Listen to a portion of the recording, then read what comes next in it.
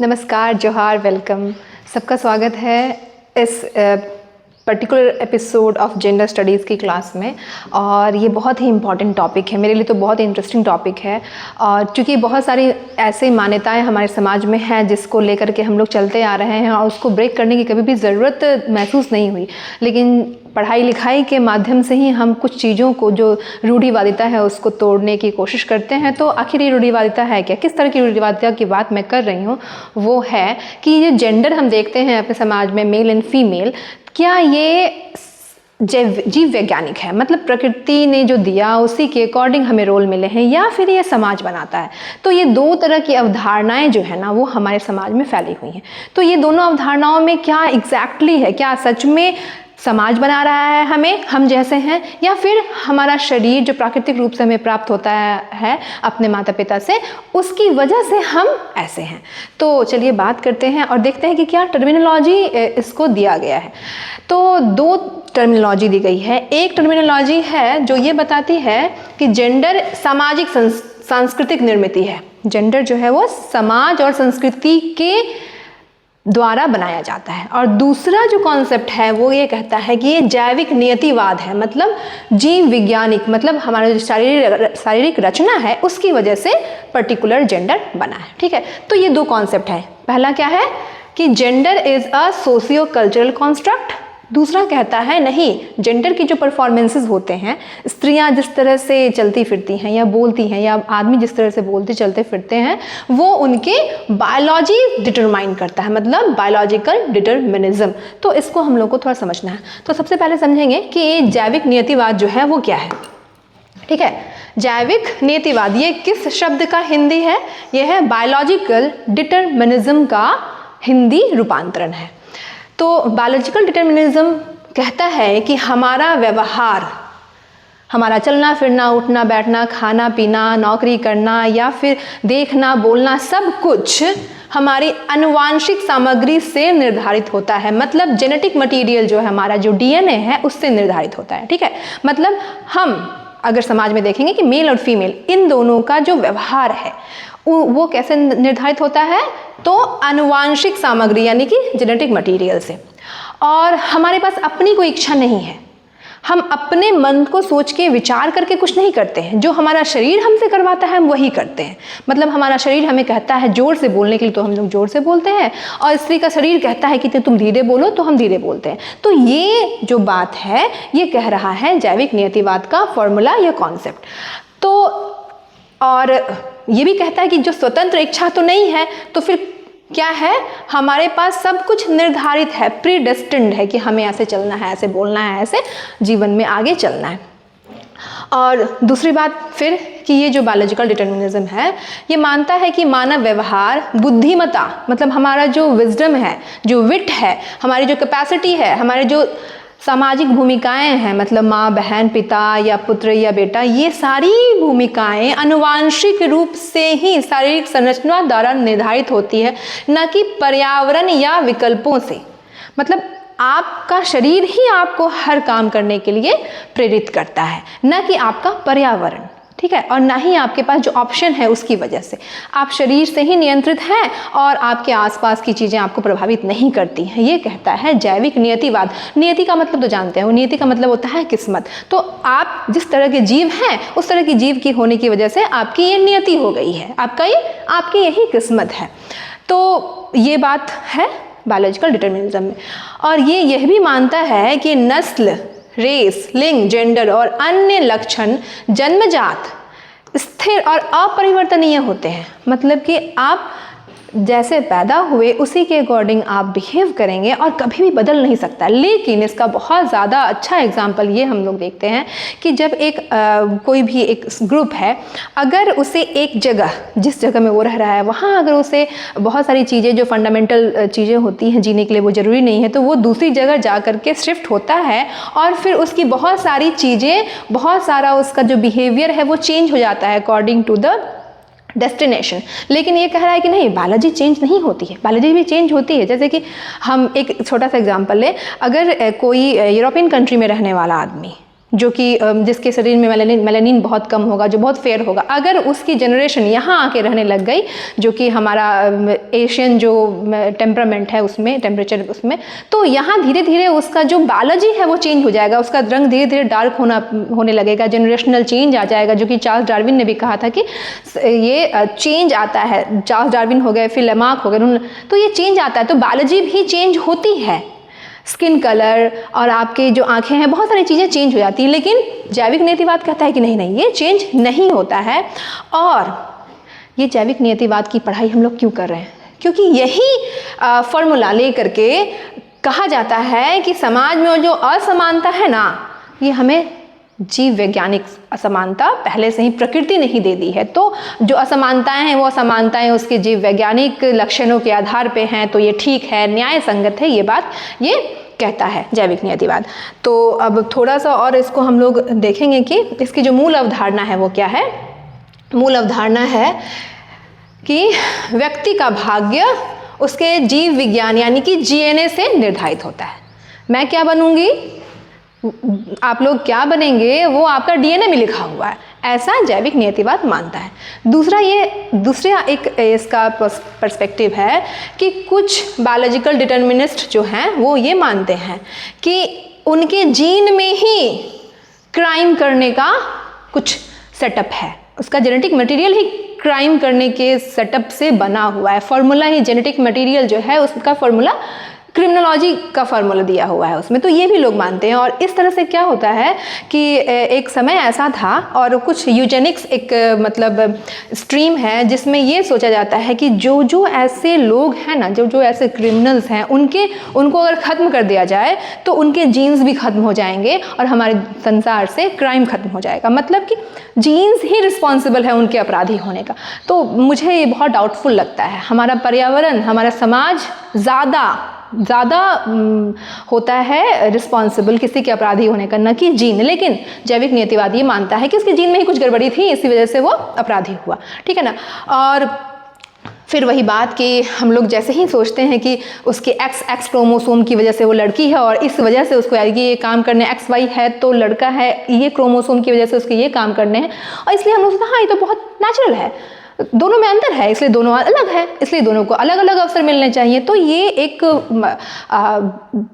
एक पॉइंट लेकर के जैविक नियतिवाद का हम लोग असमानता को क्या करते हैं, लैंगिक अंतरों को, जेंडर जो डिस्क्रिमिनेशन है उसको हम लोग नेचुरल बना लेते हैं और कहते हैं कि हाँ पेट्रियार्की इज गुड, क्योंकि पेट्रियार्की में मेल के पास मस्कुलर पावर है तो वो रूल करेगा।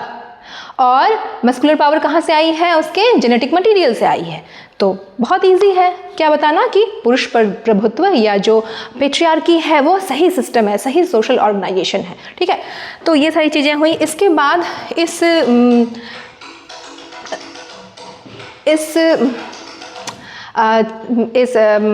इस टॉपिक में हम लोग ये भी देखेंगे कि जैविक नियतिवाद जो है वो पर्यावरण की उपेक्षा कर देता है, मतलब आसपास का जो इन्वायरमेंट है उसकी उपेक्षा करता है। कहता है कि नहीं नहीं, जीनेटिक जो है उसी से सब कुछ होगा, सामाजिक, सांस्कृतिक या पर्यावरणीय जो प्रभाव हैं उनसे जेंडर के परफॉर्मेंस का, जेंडर के कंस्ट्रक्शन का कोई ताना बाना, कोई कनेक्शन नहीं है, ठीक है।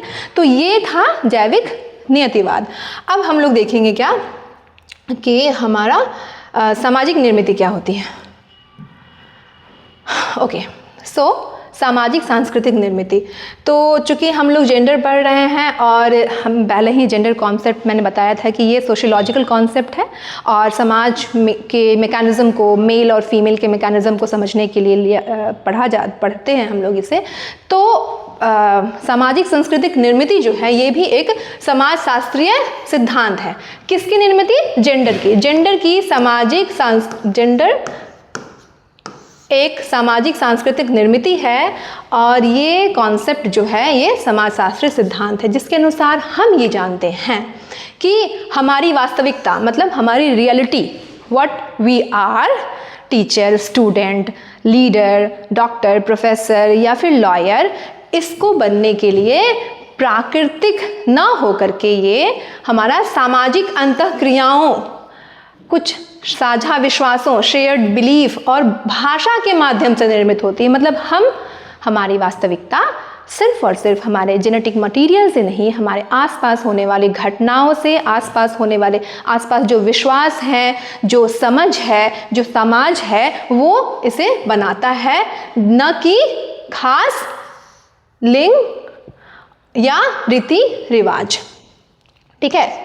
सो हमारी पर्सनालिटी कैसे बनती है? सोशल इंटरेक्शन से और भाषा से, और ठीक है, सो इससे बनती है। अब जेंडर क्या सचमुच ऐसा ही बन रहा है? तो हाँ, बन रहा है। कैसे बन रहा है ये देखिए।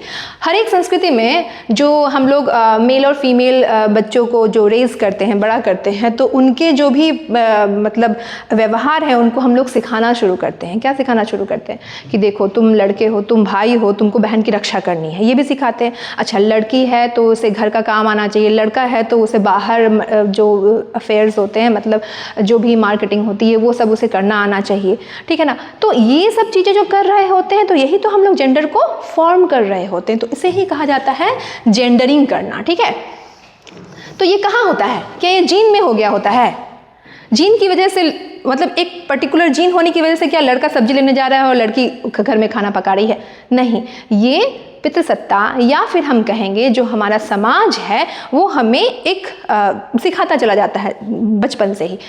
जैसे कि बहुत साधारण सा उदाहरण है कि जब लड़कियां जन्म लेती हैं तो उन्हें पिंक गुब्बारे दिए जाते हैं खेलने के लिए, लड़का जन्म लेता है तो नीला गुब्बारा। ये अभी भी चल रहा है। तो ये क्या है? This is gendering. और ये जेंडर कैसे बन रहा है? और बड़ी होकर के वो लड़की पिंक फ्रॉक, पिंक को बहुत ज़्यादा पसंद करेगी। क्यों? क्योंकि बचपन से उसने पिंक देखा है ज़्यादा। ठीक है। और लड़का ब्लैक या ब्लू तो देखा है। तो ये क्या हुआ है? समाज ने बनाया है, ना कि उसके जीन में था कि तुम पिंक पहनना और तुम ब्लू पहनना। ऐसा नहीं था। उसके डीएनए ने कभी नहीं कहा कि तुम ऐसा करना वैसा करना। ठीक है।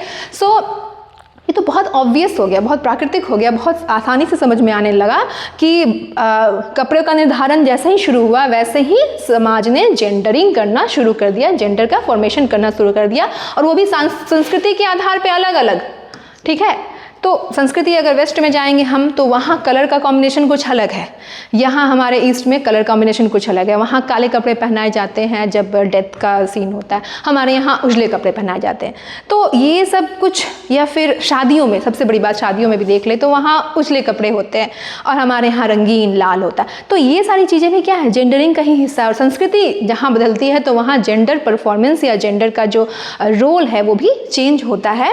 साथ ही साथ जैसे हम लोगों ने देखा ही, बहुत बार इस बात को महसूस भी किया है कि लड़कियों को क्या मिलता है? खिलौने के रूप में गुड़िया मिलेगी। ठीक है। और खाना पकाने का बर्तन का सेट मिलेगा। लड़कों को क्या मिलेगा? बंदूक मिलेगी, मशीन गन और ये तोप और आजकल जेसीबी वगैरह वगैरह बहुत सारे ऐसे खिलौने मिलते हैं। तो ये है ना, इस तरह की चीज़ें हमारे जेंडर फॉर्मेशन में समाज करता है, संस्कृति करती है, ना कि उसका डीएनए और ये करता है। ठीक है। तो ऐसे ही जो व्यवहार होते हैं उनको भी हम बदलते हैं। क्या करते हैं कि अगर नवजात शिशु, मतलब छोटा बच्चा, बालक है, तो नीले कपड़े और कार की बात तो हो गई। उसके बाद ये देखते हैं कि छोटी बालिका को खूबसूरत नन्ही परी कहा जाता है। ठीक है।